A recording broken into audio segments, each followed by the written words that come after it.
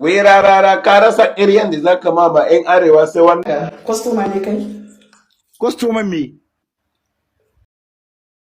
Tun da yan APC Dauda da muka huta rarara ya fito ya caccaki tsohon shugaban ƙasar Najeriya Muhammadu Buhari. Masoyansa da ma kuma wanda ma ba sa yin Buharin sun tolo suna ta masa martani. Ku kasance da mu domin saurara da kuma live da aka yi da Aminu jtown da wannan shahararren ɗaudonin na kafar sada zumunta. Ku kasance da mu, amma idan wannan shine farkon ziyartar ka wannan channel tamu mai albarka, tsaya ka danna mana subscribe da alamar liking, inda hali ma kuma na share. Mun gode. Ka gani? A'a, kai malam haba. Tsaya ka ji. Kaga, za ka iya cewa da kuke ko kuma ya akai da arziki ka so ko kuma da tsiya. Da arziki na zo mana. To barka. Ni magana nake so in yi da kai na fahimta, ka tsaya kawai mu yi magana. Ki tsaya ko kuma ka tsaya. Kai wani live an yi screen recording na gani. A yadda ka fito a reality yadda kake na ji daɗin ganin. Calm down, darling. Calm Tunanin za ka down. dawo haka baya. Oh my God, oh my God, oh my God, darling. Oh, my dear. Wannan gayan kutuma kura wannan gayan. Wannan gayan. Oh my God. Wannan gayan kana ban dariya wallahi. Kaga, kwastoma ne kai? Kwastoman me? La ilaha illallah. Wannan sa mutane suke irin wannan abin ne. Bai kamata ba. Wai idan kana tambaya kwastoma ne, kwastoma ji da ku ba za ku rika me yasa kuke irin wannan ne? To kwastoman me? Kwastoman me kake nema? Za mu taya ka talla ne ai. Gashi nan kana ganin diri ka ce wani kwastoman me nake nema? Mijin aure nake nema mana. A to yanzu kai ai duk wanda ya aure ka in dai namiji ne, dai ayi luwadi ai. Ai kai namiji ne, dai ka nemi mace. Amma namiji ya aure namiji kuma ai lesbian kenan kuke so ni kuma ne kenan. Nemi mace in lesbian kenan.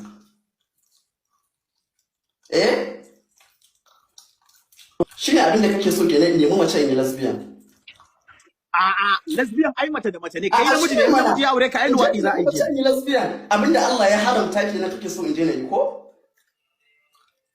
Okay, wai nan kai mace ne? Allah wa ni'mal wakil, la ilaha illallah. To amma ko ka fara rubuta sunan ka Sadiq fa ka rubuta. Suka dube ni ka ce min Najeriya ne. Sadiq fa ka rubuta.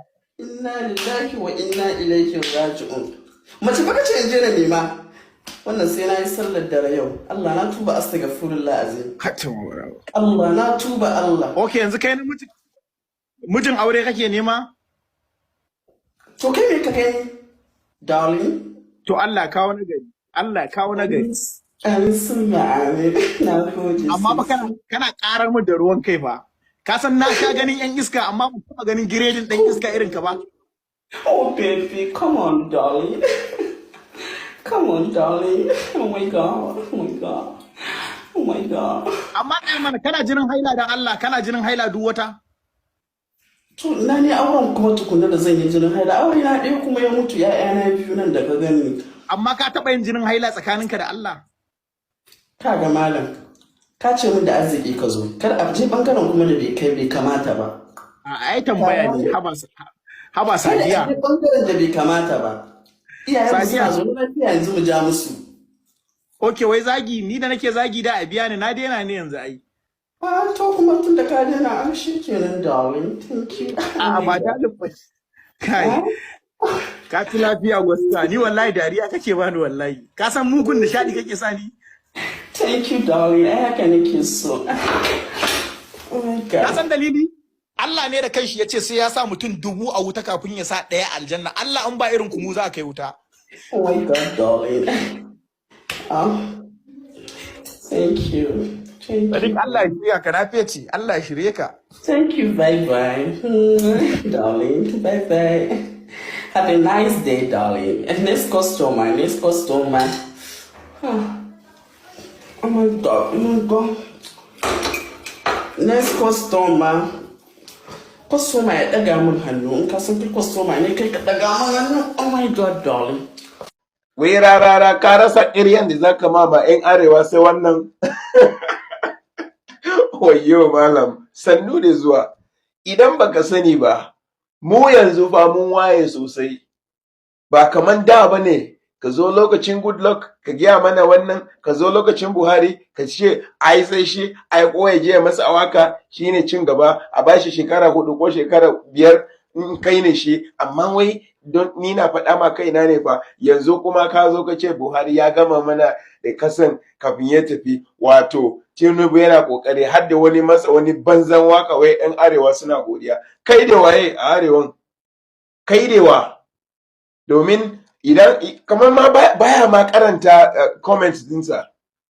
Ka je ka duba idan ka yi kuɗi ɗewa ko kuma baka da lokacin karanta, ka nema yara su dinga karanta ma, daga nan zaka san ko mutane suna son ka ko kuma ba su so, ko mutane suna bin ka ko kuma ba su bi. Inda kuke siyasan arewanci yanzu ba, wallahi mu yanzu ba za mu yadda ba. Ku je ku nema malamai ku ba su kuɗi su zo su dinga mama yara ƙarya. Wannan fa ya tsaya yanzu.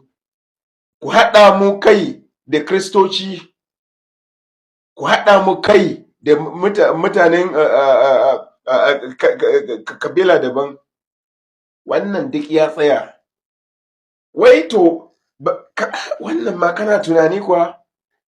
Ka ce wai gwamnati ma sun karba mutane fiye da 500 da wani abu daga kasan makamai, daga hannun makamai, kuma ba mu sani ba? Wannan kai kamar da mu wawaye ne koya, wato ‘yan arewa ba su da wayo kenan. Kai ne kaɗai suka kira suka giya ma wai sun riga da sun karbe su. Hawa da Allah, malam, ka dinga tunani, in baka jin tsoron mu, ka ji tsoron Allah.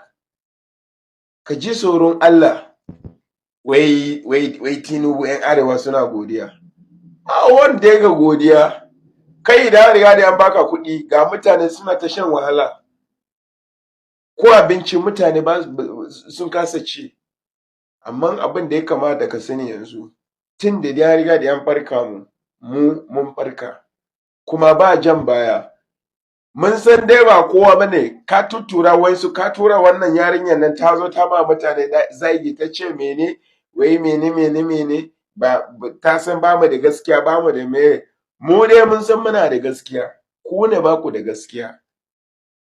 Domin duk abin da muke da shi yanzu, tun da dai kana yawo da sojoji da polisawa, ka yi kuɗi yanzu, mu ba za mu iya tsame ka ba. Allah ya isa ne kawai za mu ja maka. Domin ka gan wahalan da mutane suke sha, ba ruwanka, kawai kana duba jihunka da kuma iyalinka. Sauran mutanen ba ruwanka da su. Wannan ya kamata ya zama bude ido ma 'yan arewa. Ya kamata ya zama, kar wannan abin fa ya tsaya. Haka zai ci gaba shekaru da shekaru. Suna da shekara 4 su yi a ofis, wanda kuma ba za su iya, ba za su saukar da su. Amma har yanzu har gobe wannan tafiya ya ci gaba, komai ya ba jan baya. Tun da mun riga da mun waye abin da suke mana, ba jan baya. Domin idan har muka yi slow down, wallahi mutane da su shiga ba. Domin yanzu suna gani ne, suna jiran mu ne mu gama haukan mu sake mu zo su kawo shinkafa, su kawo mana albasa, su kawo magi, su kawo wannan tomato da mene su. Suna jira kawai ne a shiga 2026 sai su fara, domin an yi kusa, kagan sun fara zuwa gida. Yanzu waye ka ganin su? Mutane suna ta kuka, ana kashe mutane, ana ta yin kisa, ba ruwansu. Sun je sun zauna Abuja, an musu election, sun je sun zauna Abuja, ba mai ganin su. Sai dai an zama wani babban biki, su zo da kuɗi su nuna suna da kuɗi. Talaka suna nan suna ta kuka. Nan talaka ɗin su suka sa muku hannu, kuma ba su sa muku hannu ba, su suka muku wannan aikin da aka yi rigging election da komin su. Na ga malamai yanzu sun fito suna ta zagi Tinubu, sai dai mutu, FCT minista mene kuɗin ba ku bane aka ba ku kuɗi, kuka haɗa kai mutanen nan. An babba ku kuɗi a gefe, sai ku fita ku ce ai mu za mu yi muslim ticket, ai mu ga namu, mu mene yau yanzu ko na gan kamar yanzu ma ba su ma wa'azi, suna zuwa kawai za su fara ce ai wannan maƙiyan mu ne, wannan mene. To, ka gan inda abin yake yanzu. Amma Allah ya sa mu 'yan arewa mun gani da idonmu, mun gani ga jikinmu wahala muke sha. Amma tun da dai muna da rai, Allah kuma ya sa mun waye, to ba za mu sake ci gaba da wannan abun ba. Wayanda dai sun ji tsoro su ja baya, amma in Allah ya yarda mu muna gaba kuma Allah zai sa mu samu nasara. Allah ya kiyaye.